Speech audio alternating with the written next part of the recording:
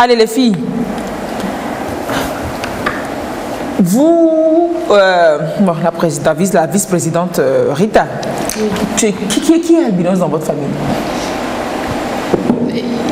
Nous sommes nombreuses comme... Ok, non, donc c'est pas comme si c'était vous qui tombiez dans vos parents, papa, maman? Non, ils sont de teint noir. Votre papa et votre maman sont de teint noir, oui, mais oui. Ils portent le gène? Oui. Maintenant, parmi les enfants, vous êtes combien? Non, au fait, chez le papa et la maman, je suis seule. Mais la grande sœur du papa en a eu. Et l'aînée même de papa, leur grande sœur, elle aussi, elle est albinos. Elle est albinos, d'accord, c'est dans la famille. Donc parmi les enfants de vos parents, vous êtes la seule. Oui, oui. Ça ne devait pas être facile, hein, surtout au début à l'école. Et au fait, moi, à l'école primaire, j'ai reçu beaucoup d'attention. Et j'ai pas eu trop de difficultés à m'insérer. Oui, mais donc de l'attention qui venait de la maison, vos parents vous ont... Oui, mes parents. Mais est-ce qu'à l'école, les camarades, le regard des autres, c'était pas toujours pareil? C'est pas pareil, mais il faut faire avec. Si vous voulez avancer, il faut ignorer ce qui est à côté, puis regarder de l'avant. Vous, la chance, c'est qu'en famille, déjà, vous avez eu de l'accompagnement parce que le gène était en famille, c'est normal, ça rassure. Ça vous met en confiance et puis vous avancez. Oui. Et votre cas? Moi, nous sommes deux personnes atteintes d'albinisme dans notre famille. Et moi et ma petite sœur. Et nous avons 2 garçons qui sont de teinte claire, mais pas personnes atteintes d'albinisme. Mais dans la grande famille, il y en a des 2 côtés. Okay. En fait, l'albinisme même, c'est un gène récessif. Il faut que les 2 parents portent le gène afin que ça ne s'exprime. Bien sûr. Donc, dans la famille, il y en a. Donc, la petite sœur de maman et le grand frère de papa. Donc si on veut éviter par exemple d'avoir des enfants albinos par exemple, si je tombe amoureux d'un garçon, je vais faire une incursion dans sa famille pour voir s'il n'y a pas, ou alors si quelqu'un ne porte pas le gène, Non, vous pouvez, sur plusieurs générations, ne pas constater ce cas. Et que ça descende après, oui, bien sûr. Donc ça veut dire que peut-être que vous avez un grand-parent qui est atteint d'albinisme, vous ne savez pas. Et puis un jour, vos petits-enfants se... Et la trop job, le clip est là. Le clip, déjà, c'est regarde le clip pendant qu'on parle là, il faut regarder le clip de ton temps. On ne peut pas écouter le son, il va voir le clip seulement. C'est pour lui. Dédicace spéciale à Gracia, le clip. Merci. Laisse le clip passer, Gracia va regarder ça. Et donc vous, comme c'était en famille déjà, je présume que l'accompagnement pour l'école aussi n'était pas compliqué pour vous dès la maison. Bon, dès la maison quand même, la famille fait de leur nécessaire pour nous accompagner dès la maison. C'est ça. Maintenant, vous avez fait quelle école primaire par exemple? L'école primaire, comme moi, mon papa, il est forestier, on a beaucoup circulé. Je n'ai pas fait une école. Mais est-il que, comme nous avons une déficience visuelle, et notre déficience visuelle est telle qu'elle ne se corrige pas avec les verres médicaux. Les verres qu'on porte, c'est juste un à peu près, quoi. C'est juste pour arranger un peu la situation. Ce qui fait que c'est assez difficile. Que déjà que tu portes les verres, que tu dises encore que je ne vois pas, les gens ne comprennent pas. D'abord, l'enseignant ne comprend pas et les autres ne comprennent pas. C'est ce qui rend un peu la vie difficile à l'école. Il faut qu'on vous place dans les bancs de devant. En classe. Oui. Dans les bancs de devant en classe aussi, ce n'est pas trop ça. Il faut que tu aies ton banc et qu'on copie au tableau. Et moi, le coup premier, qu'est-ce que je faisais? On m'aidait à déplacer le banc jusqu'à des centimètres près du tableau. Wow. Et même là-bas, des fois, il m'arrive d'aller me lever, aller lire au tableau, revenir. Attendez, donc même le banc de devant, ça ne résout pas le problème? Non, le banc de devant, ça ne résout. Ça dépend à quelle distance, ça ne résout pas. Il faut que tu sois à des centimètres près du tableau, bien des fois même collé comme ça au tableau. Avant de pouvoir... Quoi, parce que vous voyez flou, vous voyez pas clair, c'est quoi? On ne voit pas du tout de loin. Ce n'est pas qu'on ne voit pas, mais on ne voit pas de loin.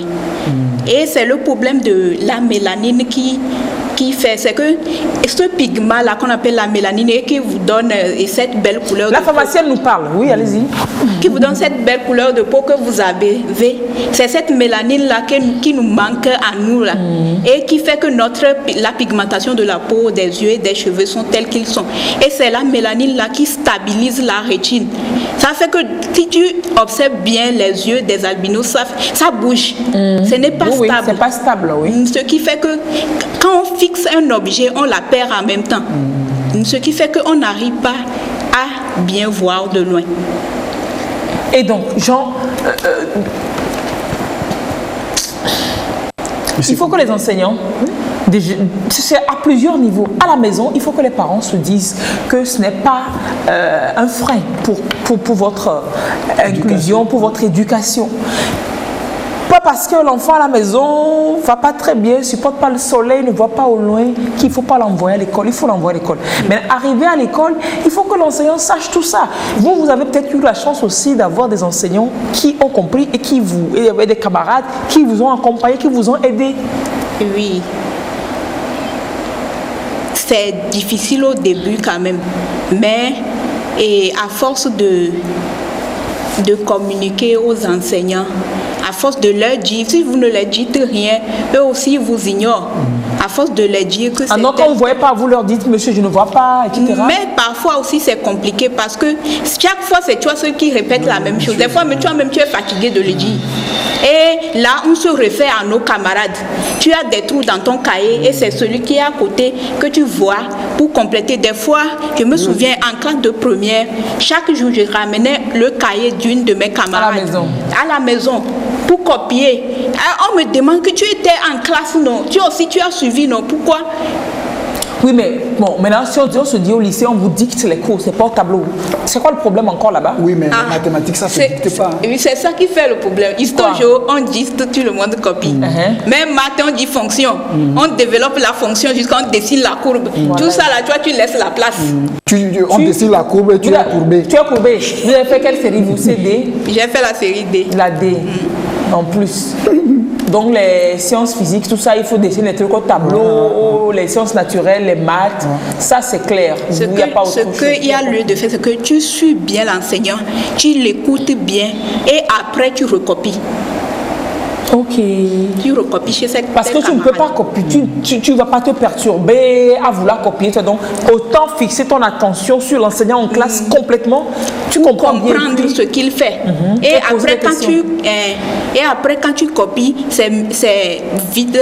Tu vas vite l'assimiler. Oui, c'est comme la révision même que tu fais en même temps. Mais le risque aussi là-bas, c'est de ramasser les erreurs. Les erreurs des camarades quand même. Mais si tu comprends bien, après, s'il y a erreur, tu peux t'en sortir. Oui, je crois que Rita voulait dire quelque chose. Oui.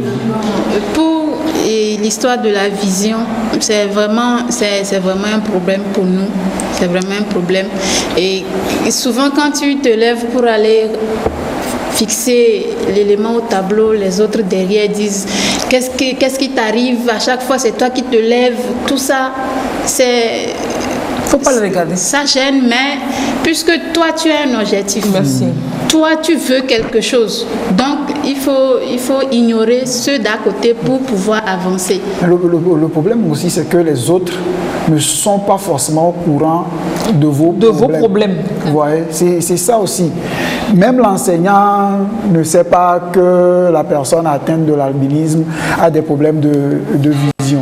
Vous voyez, c'est peut-être ici un enseignant qui n'a pas une personne atteinte d'albinisme dans sa famille, qui n'en a pas croisé dans sa carrière. Et c'est la première fois qu'il en rencontre et qu'il ne sait pas. Lui ne saura pas si on ne lui dit pas. Donc le travail aussi à faire, c'est peut-être aussi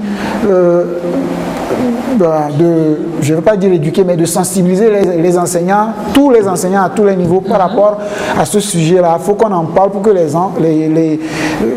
gens aient les informations. C'est l'absence de l'information qui cause tout ce problème-là. Peut-être que vos camarades se diront, oh, elle fait son truc là, son petit show, la petite fille gâtée, sans pour autant savoir en réalité que vous avez un réel problème.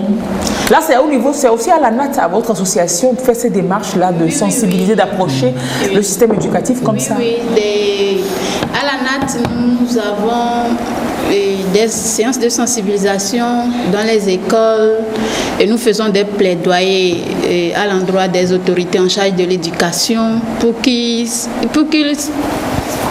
puissent prêter un petit temps pour nous écouter et qu'ils soient réceptifs à notre handicap. À vos doléances, et puis bien sûr, qui partagent votre qui partagent nos besoins, les doléances que nous leur transmettons. Et nous passons aussi dans les écoles où nos frères sont scolarisés. On essaie de discuter avec les fondateurs d'écoles, les enseignants, pour qu'ils puissent comprendre le fait que l'albinisme, notre vision est liée au fait que la peau n'est pas pigmentée. Donc, il faudra placer l'élève atteint d'albinisme devant. Le plus proche possible du tableau. Et puis sensibiliser les camarades à supporter qu'ils disent. Revenez dessus, à supporter que l'élève se lève, aille voir le tableau. Voilà. Parce que l'élève ne veut pas son pharo. L'élève veut simplement suivre comme vous suivez. Oui. Maintenant, il y a quand même des lunettes qui sont adaptées à votre handicap. Non, mais elle vient de dire que c'est juste pour gérer. C'est juste pour gérer. Par exemple, le mien, mes verres sont... c'est pour des myopes. Mais ça ne me permet pas de voir aussi loin que celui qui a la peau teintée et qui est myope. Et qui porte les mêmes verres. Je voudrais savoir. Il n'y a pas de lunettes spécialisées pour ailleurs, en Occident, il n'y a pas de lunettes spécialisées pour les albinos. Non, ce sont les verres solaires que nous portons souvent. Non, il n'y a pas encore de verres développés. Il n'y a pas de lunettes spécialisées qui répondent à vos besoins. Ça n'existe pas. Ça n'existe pas. Nous, on a créé WhatsApp et puis on vérifie. Donc, ce qui voudrait dire que l'on comprenne qu'il n'y a pas ce genre de lunettes spécialisées. Il n'y a pas encore la solution. Il n'y a pas encore la solution. Et la solution, c'est quoi? C'est la tolérance. Oui, c'est clair. La tolérance. Et disons, c'est ça, la tolérance, c'est tout. La tolérance. Mais il faut d'abord avoir l'information parce que il faut l'avouer, moi pendant longtemps, j'ai jamais su que les personnes atteintes d'albinisme ont des problèmes de vue et tout ça. C'est la première fois qu'on devait recevoir une association comme ça ici dans cette émission avec un docteur. C'est dans l'émission là que moi j'ai su que ces personnes ont des problèmes. Ils ont des problèmes et avec le soleil.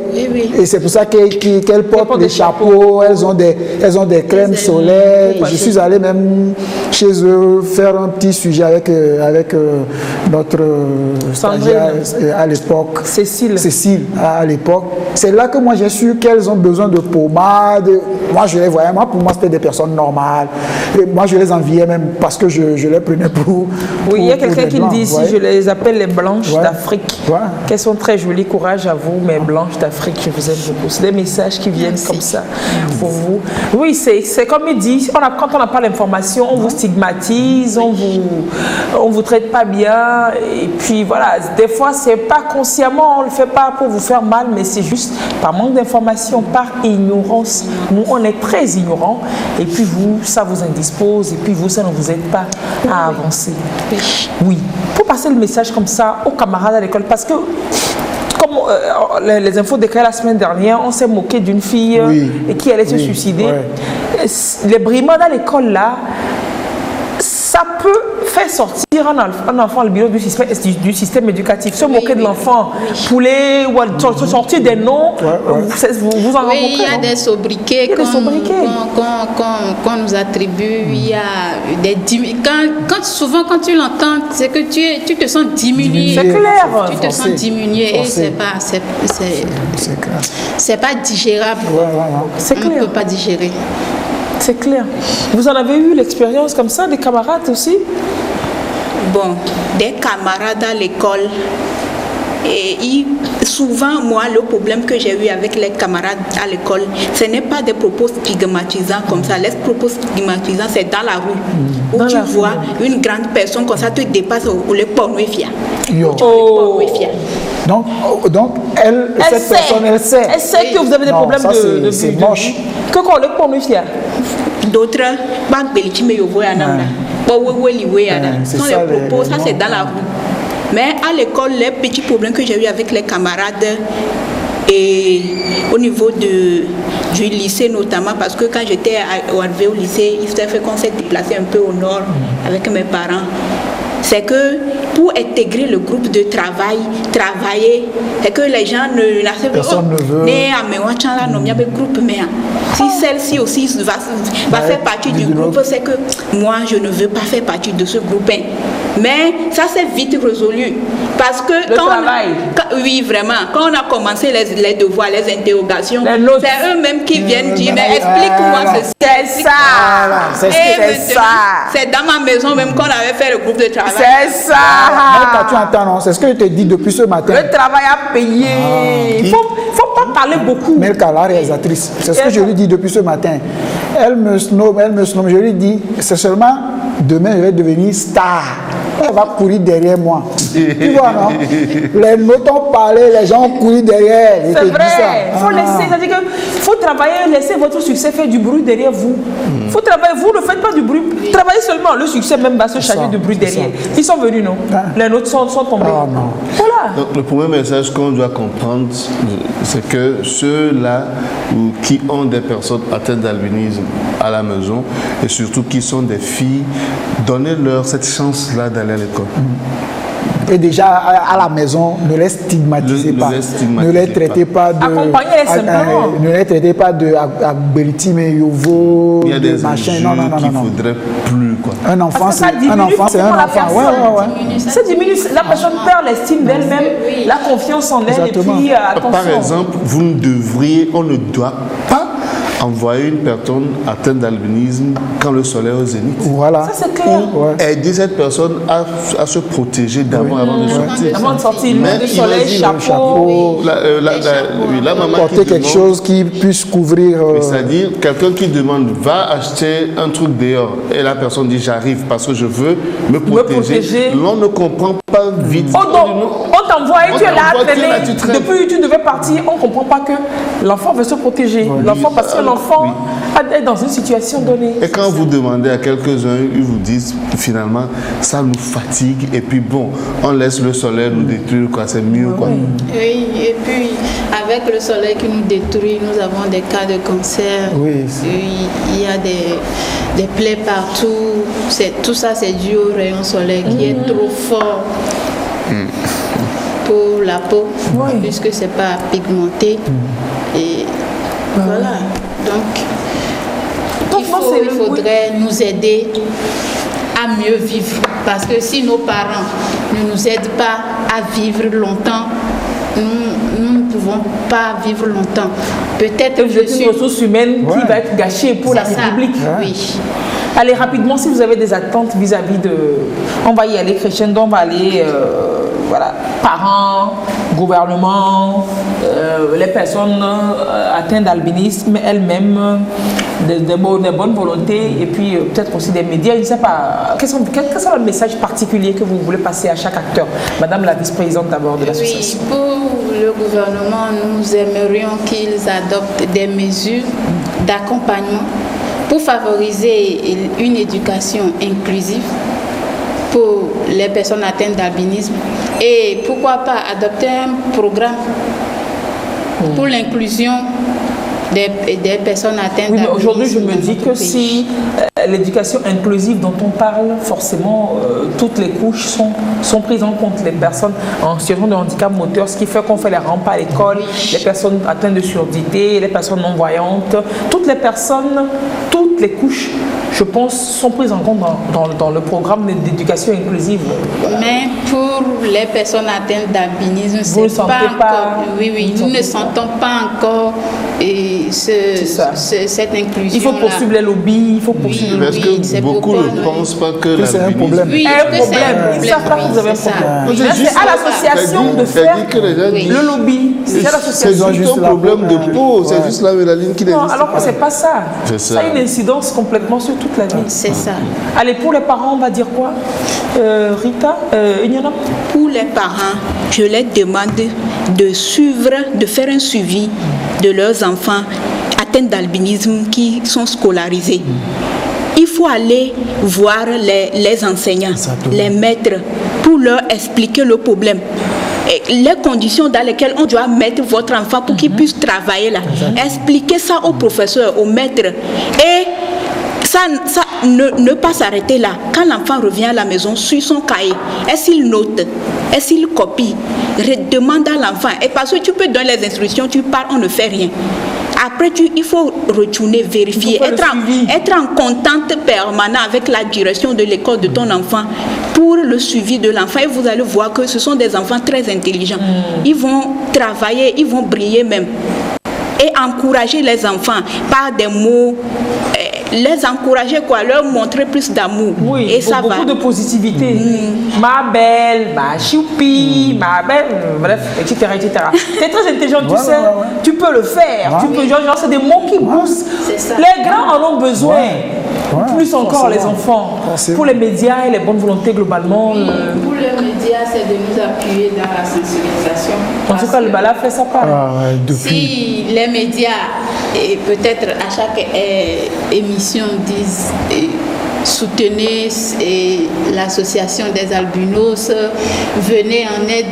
À chaque fois, les messages que nous voulons véhiculer, si ça peut passer sur les médias, ça serait un atout. Ne vous en faites pas. Je vais remplacer la priorité au sens giratoire par la priorité accordée aux personnes atteintes d'albinisme. Oui. Vous savez, l'association peut peut-être faire une capsule, des messages comme ça, passer sur des thématiques particulières. Nous, on va vous offrir la diffusion. Peut-être des petites capsules de 30 secondes, etc. Mais qui passent des messages particuliers.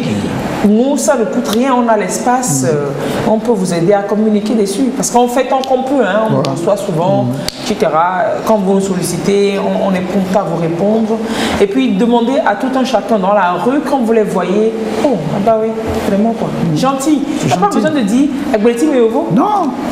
Tu n'as pas besoin de dire, Olé Pon Vivien? Non. Oui, je ne sais pas. Ce sont ces genres de mots qui, peut-être, souvent, moi, ça ne me dit rien, mais quand c'est trop répétitif. C'est un enfant. Oui, ça te sort de toi. Un enfant, non, là. Un enfant qui t'est ici, là. Vous avez il faut chauffer les gens. Quand quelqu'un te dit ça, puis il faut chauffer la personne. Moi, si c'est les enfants, ça ne me dit rien. Mais c'est pour les personnes adultes qui m'énervent. Non, moi je dis, si on dit ça à des albinos enfants, qui sont en. Voilà quoi, ça les brise. Oui. Pour nous, les grands, on peut toujours gérer. Tu te dis, quand quelqu'un te dit, tu dis, bon, c'est normal, tu es con, tu es bête. Excusez-moi, on ne dit pas de gros mots. Donc tu comprends que l'autre qui te dit ça, c'est parce que l'autre est très déséquilibré qui te dit ça. Oui. Mais quand c'est un enfant à qui on dit ça, l'enfant accuse le coup. Hein. Donc il faut sensibiliser les gens à ne pas dire des mots pareils. Ce sont ces genres de mots qui font qu'il y a certains de nos frères et sœurs qui sont toujours cachés. Je ne peux pas sortir parce que quand je vais sortir, on va encore me lancer un mot que je ne pourrai pas digérer. Bon, à quoi ça sert de sortir? C'est que ça enlève l'épanouissement, quoi. Ils sont plus épanouis. Alors que voici, elle est pharmacienne en devenir et elle est assistante de direction, elle a fait le marketing. Si elle n'avait pas de l'accompagnement, du support pour avancer, elle ne serait pas où elles sont aujourd'hui. Mes chéris, vraiment, merci d'avoir été là. Nous espérons que le message est passé dans des oreilles fertiles. Et on va réfléchir en interne pour voir comment on accompagne. Et un dernier message pour les personnes atteintes d'albinisme elles-mêmes. Je leur demande d'être très courageux. Il faut du courage pour étudier. Le courage, la détermination. Même quand on n'est pas albinos, là, c'est compliqué d'étudier. Donc, ce n'est pas facile, rien n'est facile. Et ce qui fait que le double travail que la personne atteinte d'albinisme va faire, si tu ne sais pas faire, tu vas abandonner. Donc, de ne pas abandonner. Nous évoluons vers un monde où, grâce à notre association, les solutions vont venir peu à peu. Donc, s'ils abandonnent maintenant, là, ils vont le regretter plus tard. C'est clair. Donc, n'abandonnez pas surtout. Et soyez déterminés, luttez. Et jamais. Et il faut savoir que, bon, moi, je me dis... Angélique qui dit on ne sait jamais. Des fois, il y a quelque chose que je me dis, même moi-même pour m'encourager. Je me dis que je ne suis pas une erreur de la création. Même pas. C'est que, et Dieu sait que le Créateur sait que c'est comme ça que je serai avant d'accomplir la mission pour laquelle je suis destinée sur terre. Tape là. C'est pourquoi elle m'a fait comme ça. Tape là. Tape là. qu'il inculque ça, quoi. Pour que ça devienne une conviction en eux que c'est comme ça le bon Dieu savent qu'ils seront avant que leur dessein s'accomplisse. C'est pourquoi mon père a dit que je suis bon pour lui. C'est pour beaucoup de personnes. C'est ça. Enyona Makako, responsable cellule féminine de l'Association nationale des albinos du Togo. Rita Bokovi, vice-présidente de la NAT. Quelqu'un nous dit, vous parlez trop là, est-ce qu'elle veut m'épouser? Mais vraiment, vous êtes grave, quoi. Que vous parlez trop là. Moi, si elle peut accepter se marier avec moi, c'est une question. Mais là, elle s'en veut. Et puis moi, je suis de c'est laquelle tu prends de toi. Il faut répondre à la question. Il faut imaginer ça derrière. Vous n'avez pas de problème de mélanine, donc vous êtes exclu. Je peux créer ça tout de suite. Patapata.com. Patapata.tg. Allez, merci mesdames d'être passées. C'est un grand plaisir d'avoir partagé avec vous. Quand vous sentirez le besoin de parler, de communiquer, vous savez, on est là. On est là pour vous. On sert la même cause. On est avec vous. On est ensemble. Together. Très belle journée à vous. Merci beaucoup. Et merci aussi à vous qui nous avez reçus. Merci à tous nos partenaires techniques. Merci à la Fondation Pierre Fabre qui nous soutient dans notre projet de santé pour la prévention et le traitement des lésions précancéreuses et cancéreuses des personnes atteintes d'albinisme. Merci à la Sotoderm, merci à l'équipe du chirurgien maxillo-facial du CHUFO. Docteur Adam, je vous remercie. Professeur Saka, merci beaucoup. Voilà. Si vous voulez qu'on vous cite aussi, si vous voulez qu'on vous cite aussi, accompagnez-les. Voilà, faut faire. Si vous voulez des informations de ces dames, vous touchez le numéro de Bala et nous saurons vous orienter vers l'association des amis. Même pour ceux qui veulent se marier là, regardez-moi. Venez, on va gérer ça.